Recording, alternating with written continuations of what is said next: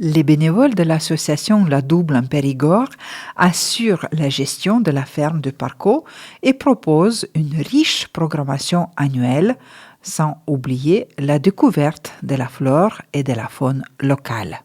Nous sommes dans un lieu insolite qui s'appelle la ferme de Parcaux et je rencontre une équipe de femmes qui fait vivre ce lieu. Au début, je vous demanderai toutes vous présenter. Bonjour. Marie-Hélène, secrétaire de l'association. Florence, aide comptable. Muriel, présidente de l'asso. Sylvie, bénévole de l'association. Claudine, adhérente à la ferme du Parcaux depuis de longues années. Racontez-nous pourquoi vous êtes engagés, pourquoi vous êtes là. On se rencontre le week-end, un samedi, dans ce lieu. Pourquoi vous avez voulu donner votre temps, votre énergie, vos idées, que ce lieu vive, qu'il puisse accueillir le public. On a vu pendant notre matinée déjà une vingtaine de personnes qui sont venues par curiosité visiter le site.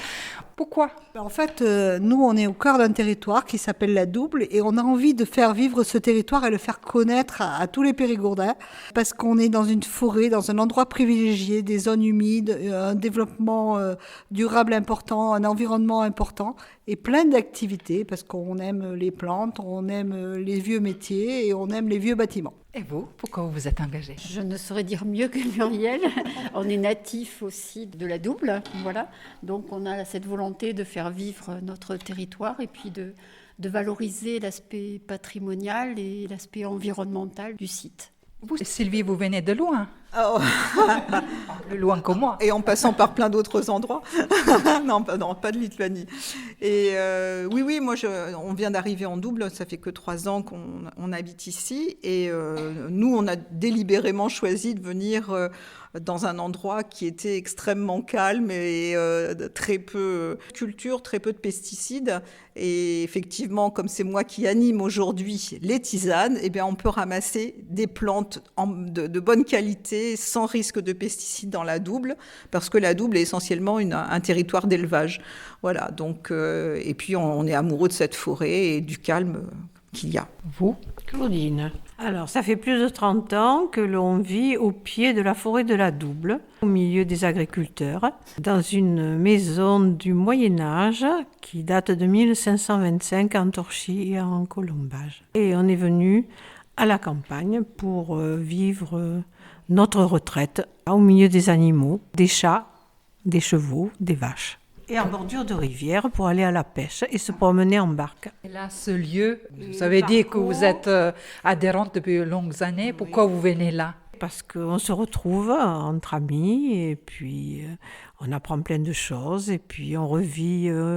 Autrefois, on fait venir des vieux outils, voilà, on se retrouve avec les maisons paysannes de Dordogne, on se retrouve avec la bergère Quiton, ses troupeaux, et puis voilà, on passe des moments très agréables et on échange beaucoup de choses et c'est un plaisir. En fait, ici, notre lieu, c'est la convivialité et l'amour d'un territoire. C'est ça qui va résumer le fait qu'on est tous réunis. Bon, on arrive, chacun, nous, avec Marie-Hélène, on est du terroir, mais il y a plein de gens. Il y a Florence qui arrive de Savoie, il y a Sylvie qui arrive de Bourgogne. Et enfin, on est là sur l'amour de la nature et du patrimoine vivant. En fait, c'est ça qui nous réunit. Il y a aussi le calendrier de différentes animations. Comment vous concevez votre programme selon les saisons, selon les contacts que vous avez, et peut-être selon les intérêts et demandes ? En fait, on essaie de s'approcher au plus près des demandes de nos visiteurs. Mais on a des thèmes un peu récurrents, comme le 10 mai, par exemple, ça va être l'arc-en-ciel des plantes. On veut que cette journée soit une journée collaborative avec toutes les associations de la commune. On a Solidarité Chaugnacos qui va nous faire des desserts, les parents d'élèves qui vont faire des plans, et tout un tas d'associations naturalistes ou autres qui sont autour de nous, qui gravitent autour de nous. En fait, ce qu'on aime, c'est réunir tous les atouts de notre territoire. Il faut dire que ce lieu est bien caché des grands axes. Il faut vraiment vouloir pour venir ici. Mais finalement, les gens arrivent. À votre avis, qu'est-ce que ça les attire ? Je voudrais dire quelque chose que Muriel a oublié, c'est que nous avons un boulanger qui nous fait des tartes et des gâteaux et des pizzas et du bon pain dans le four. À l'extérieur, four du Parcaux, four à pain. Aussi que c'est un lieu de randonnée aussi. Donc beaucoup de monde, on a l'impression que beaucoup de monde vient pour randonner. On a un sentier, enfin un Terra Ventura sur le sentier du Parco et ça draine de plus en plus de monde. Ça permet aussi d'accueillir un public sensible à l'environnement et qui vient aussi, qui partage son temps entre la ferme du Parco et les temps de la Gemaille aussi.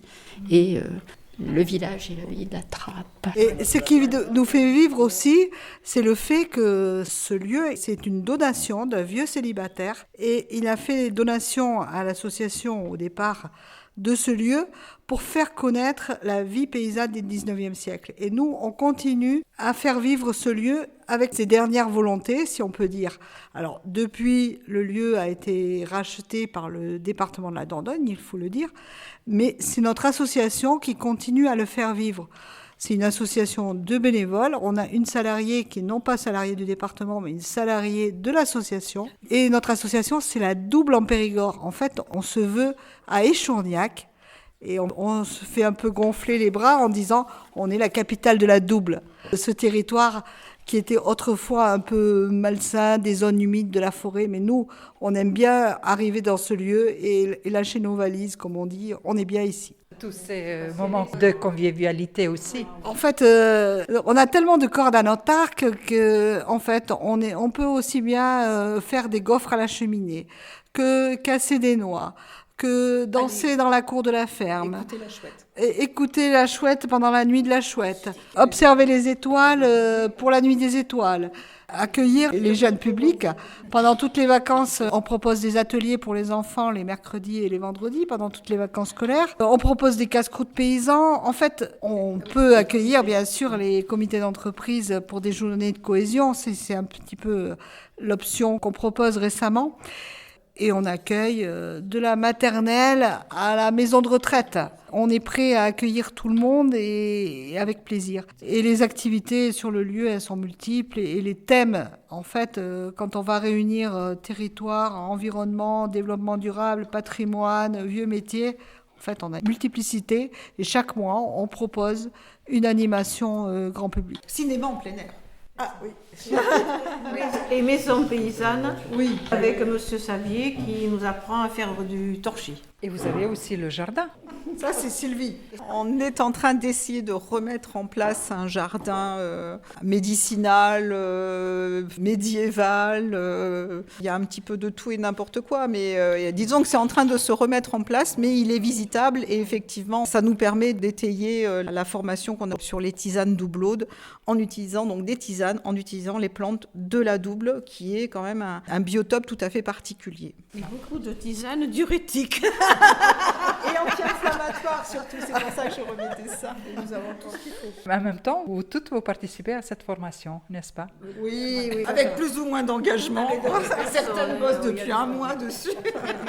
Merci pour votre témoignage et peut-être pour nos auditeurs, s'ils veulent trouver le programme, s'ils veulent venir, les informations pratiques. On a un site internet, un Facebook, un Instagram, la ferme du Parco. Vous tapez ça sur internet et vous allez avoir toutes les informations nécessaires. Et des bulletins d'adhésion. C'est important, il faut soutenir. C'est ce qui nous aide à vivre.